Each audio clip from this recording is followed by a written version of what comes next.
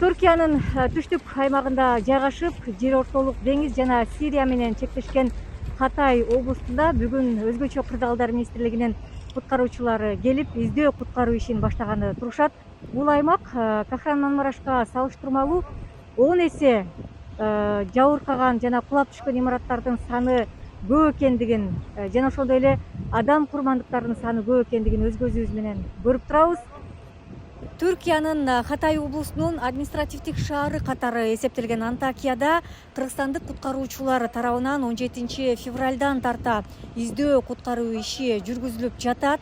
Жергиликтүү убакыт боюнча кечки саат 6-га карата кыргызстандык куткаруучулар тарабынан 5 адамдын сөөгү ураган имарат алдынан чыгарылды. Жеринде фельдшер дарыгерлер куткаруучулардын саламаттыгын тыкыр көзөмөлгө алып, санитардык гигиеналык талапка ылайык коргонуу каражаттары менен камсыздап жатышат. Азыр дагы да болсо мына ушул биздин куткаруучулар тарабынан жеринде издөө куткаруу иши улантылып жаткандыгын билдиребиз.